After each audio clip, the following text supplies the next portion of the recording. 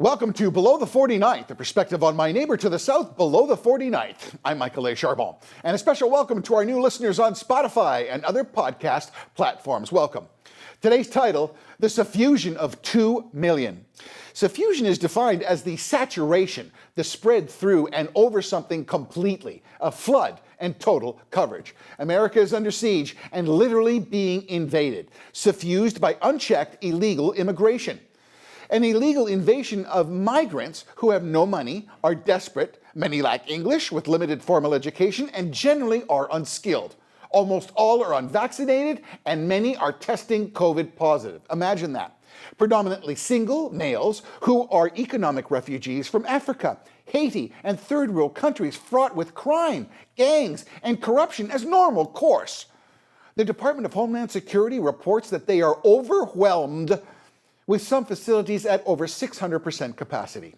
Imagine this. In June, 180,000 illegal aliens entered the United States. In July, an unprecedented 200,000, a 20-year record. Law enforcement is helpless and sounding the alarm as the federal government does nothing to stop or solve the impending, encroaching, crippling crisis. And it's a crisis. With detention centers unable to detain the thousands, the administration surreptitiously is quietly using taxpayer funds to buy plane tickets and bus tickets to insert thousands of illegals every day into a community near you. Yeah, the shocking, reckless practice and immense expense was never brought to America's attention for consideration or even debate. No, it's just happening quietly, insidiously, as an alarming rate every single day, ding, ding, ding. Total illegal aliens embedded in America at year's end is estimated to reach 2 million. 2 million. That's in addition to the already 11 million illegal aliens in the United States. A real-time invasion of a sovereign country, condoned by an inept administration who is aiding the illegal compromise of its borders. Consider the grave consequences on the horizon for America. At this precarious time of recovery, how will unsuspecting inner cities deal with the legions of injected, unskilled, impoverished illegals? Shelters will only be able to accommodate so many for so long. Ultimately, many will be forced to live in crammed, multifamily, floor-sleeping squalor. No social distancing happening there, kids. For others, they will resort to tent cities in parks, or become homeless on the streets, with the reality of squatters in abandoned, uninhabitable buildings in the roughest and worst parts of town will all become a reality. Today, many inner cities are in a precarious condition in the wake of the summer's riots and lootings and fires. Will limited police enforcement due to the demeaning vilification and defunding of the police by cancel culture's social revolution and lawlessness and unprecedented criminality of epic proportion, will this all result in random acts of violence, shooting, and the climbing of these horrific death tolls? A porous southern border has injected an unprecedented cartel supply of illegal narcotics, and it resulted in epidemic rates of overdoses across America. This is where the most impoverished will be forced to live amongst.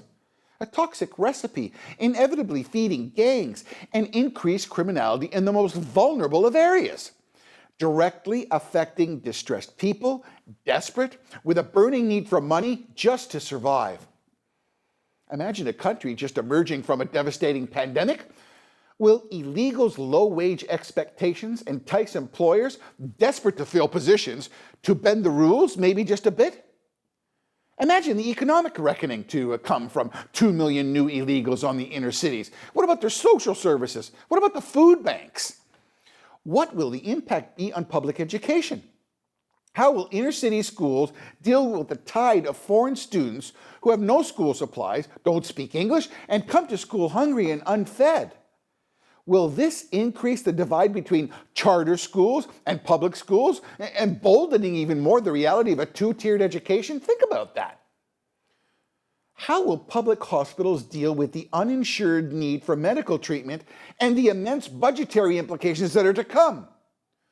Will the objective of illegals then be to immediately have a child born in America as their ticket to stay? Think about that.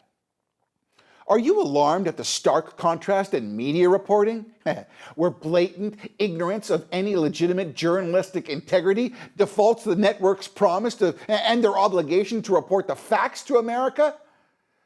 Does the politically driven, complacent and biased mainstream media's systemic ignorance and their flagrant avoidance of any of these shocking images of the thousands at the border now make them culpable in the coming national calamity? Think about that. Will the current administration's deliberate avoidance to remedy the crisis that is destroying America, will that ignite voter disgust beginning in 2022? What will the cost be to cities and governments and the fragile, precious, unique soul of America? What will that cost be? How will your life be severely altered in the months to come when these dangerous predictions move to more grave levels of reality? A sovereign nation has the obligation and right to defend identifiable fixed borders for its citizens. Borders and walls provide protection from forces who wish to bring harm or invaders' jealousy who wish to illegitimately take advantage and reap the benefits and accomplishments of a society that had no hand in or right to. Borders afford earned privileges to the people within to determine who, how many, and the rate at which they wish to allow others to enter and join. It protects the values and privileges afforded exclusively to its citizens, protecting social services, public safety, the quality of life, and the citizens have paid for and invested in, rightfully reserved for them. Borders maintain enforcement of law and order as decided by a civil society, allowing them collectively to vote on their destiny, ensuring its peoples can continue to grow and pass on their way of life, their culture and accomplishments to their heirs and future generations. Alternatively, a country with porous, open borders with no recourse to trespassing lays victim to invaders. That's right, invaders. No hard border or defense of a sovereign land will attract nefarious actors, criminals, and those who wish only to selfishly benefit themselves, to pillage and take advantage of the weak. A country which has a porous border is condemned to a lawless society with no value, privilege, or advantage of being a citizen, and will not be a nation for very long. America, the suffusion of 2 million illegal aliens, is a present-day invasion and critical crisis. A serious emergency that demands action today to protect your nation and your way of life for tomorrow. Heavy stuff. Finally, please click and share, and if you do, kindly subscribe. And for those listening to the audio version, remember to subscribe on Spotify or wherever you get your podcasts. If you leave a comment, I try to answer everyone, and I thank you for those considerations. And until next time, God bless and stay safe. I'm Michael A. Charbon for Below the 49.